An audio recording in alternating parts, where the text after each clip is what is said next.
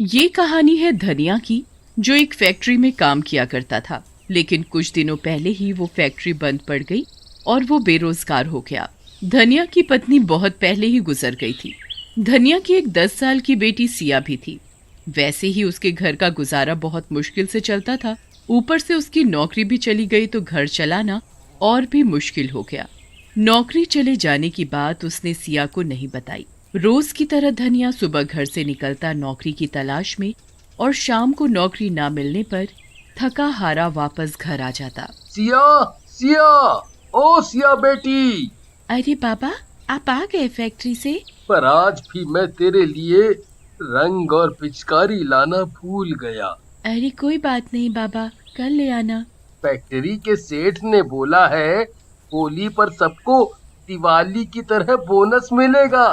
जब बोनस मिलेगा उन पैसों से मैं तुम्हारे लिए रंग, पिचकारी और ढेर सारी मिठाइयाँ लाऊंगा। सिया को पता था कि फैक्ट्री बंद होने के कारण उसके बाबा के पास अब कोई काम धंधा नहीं है। अब वो किसी की दुकान में झाड़ू लगा लिया करते हैं या पीठ पर बोझा उठाकर 2 पैसे लाकर जैसे तैसे घर चला लेते हैं। कभी कभी तो कोई काम नहीं मिलता तो खाली हाथ ही घर लौटना पड़ता है। एक दिन धनिया काम की तलाश में बाजार की तरफ जा रहा होता है। देखते देखते होली भी पास आ गई। कल होली है और मैं अभी तक अपनी बेटी के लिए रंग और पिचकारी भी नहीं ला पाया। धनिया ये सब सोचता हुआ चले जा रहा था। तभी उसकी नजर एक रंग और पिचकारी की दुकान पर गई। इस दुकान में मुझे जरूर कोई न कोई काम मिल जाएगा, तो मालिक के पैसों के बदले में अपनी बेटी के लिए रंग और पिचकारी मांग लूंगा। मालिक, कोई काम मिलेगा? कोई काम नहीं है, मैं कोई भी काम कर लूंगा मालिक। झाड़ू लगा दूं या झाड़ पोछा कर दूं दुकान में, कुछ भी।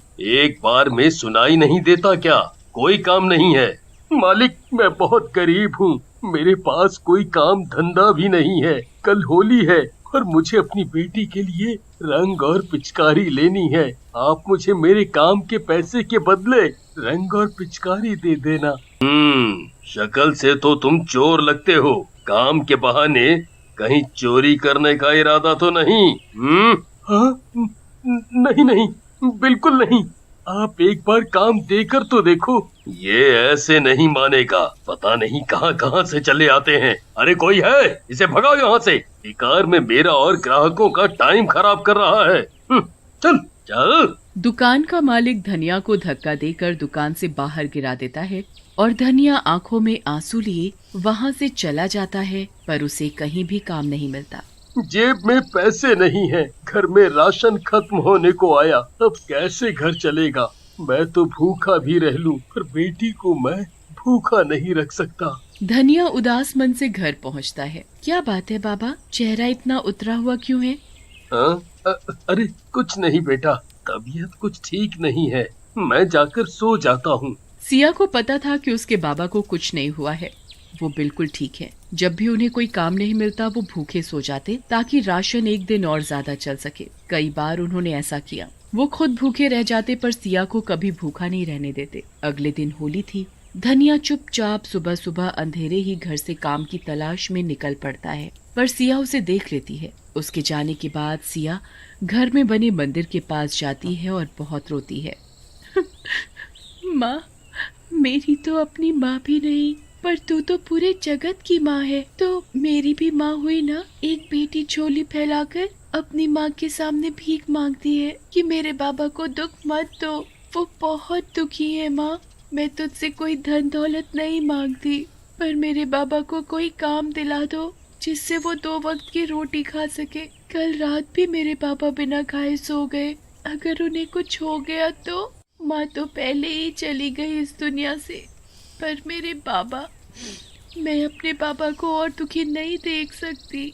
माँ, मैं तेरे आगे हाथ जोड़कर खड़ी हूँ, विनती करती हूँ, मुझे कुछ नहीं चाहिए कभी भी, पर मेरे पापा को कोई काम दिला दे। उधर धनिया। आज होली है, हाथ बिल्कुल खाली है। हे ऊपर वाले, कुछ काम दिला दो। 2 पैसे हाथ में आए तो अपनी सिया बेटी के लिए मिठाई और रंग लेकर जाऊं। धनिया ये सब सोचते हुए उसी दुकान के आगे से गुजर रहा था जिस दुकान मालिक ने उसे धक्के देकर दुकान से बाहर फेंक दिया था।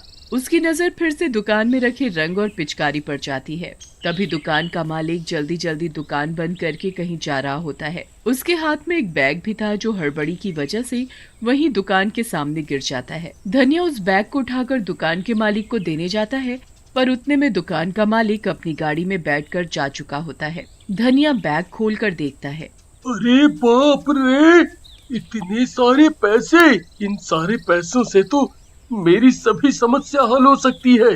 इन पैसों से मैं सिया के लिए ढेर सारे रंग और पिचकारी ले सकता हूँ। पर उसके मन में कई सवाल भी चल रहे थे। नहीं नहीं, ये ठीक नहीं होगा। पता नहीं किस काम के लिए उन्होंने ये पैसे अपने पास रखे हों। ये सोचकर धनिया उस दिशा में बैग लेकर भागा जिस दिशा में मालिक की गाड़ी गई थी। पर धनिया को तो दूर दूर तक मालिक की गाड़ी नहीं दिखी।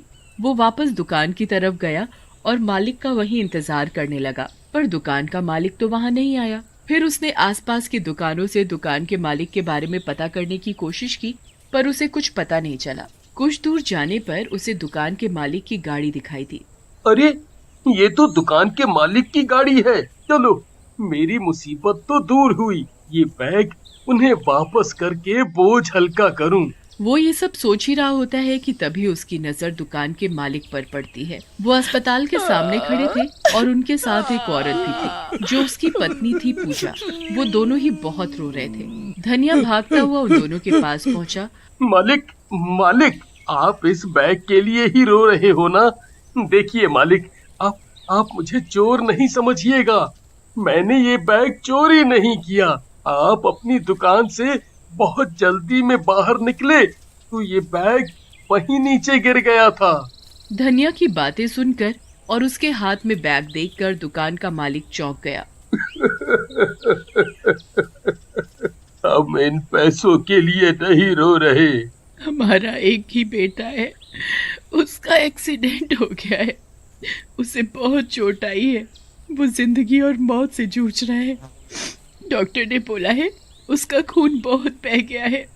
खून की जरूरत है उसे, पर हम दोनों में से उसका ब्लड ग्रुप मैच नहीं हुआ।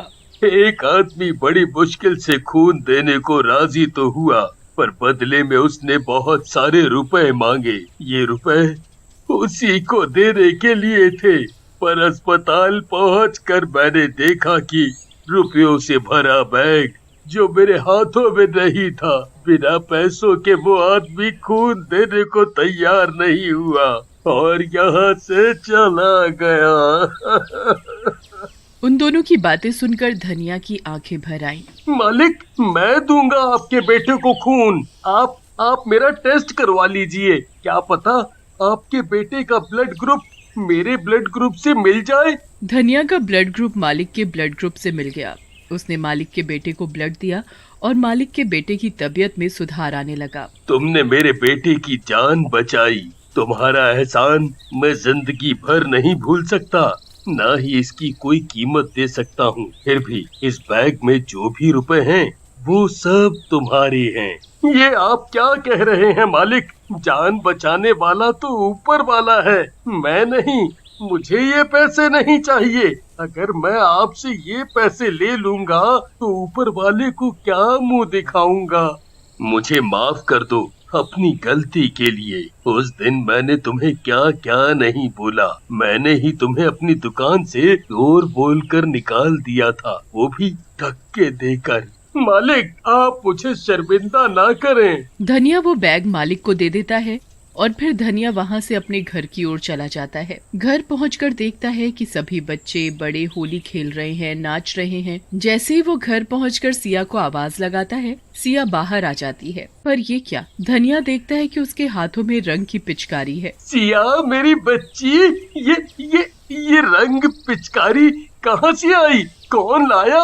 बाबा, आज मैं बहुत खुश हूँ। मेरी माता रानी ने मेरी सुन ली। आपको नौकरी मिल गई। नौकरी? तभी घर के अंदर से वही दुकान का मालिक और उसकी पत्नी बाहर आ जाते हैं। मालिक, आप यहाँ? ये पैसे का बैग, इसके तुम हकदार हो। ले लो ये, और मैं अपनी दुकान में तुम्हें नौकरी पर रखता हूँ धनिया।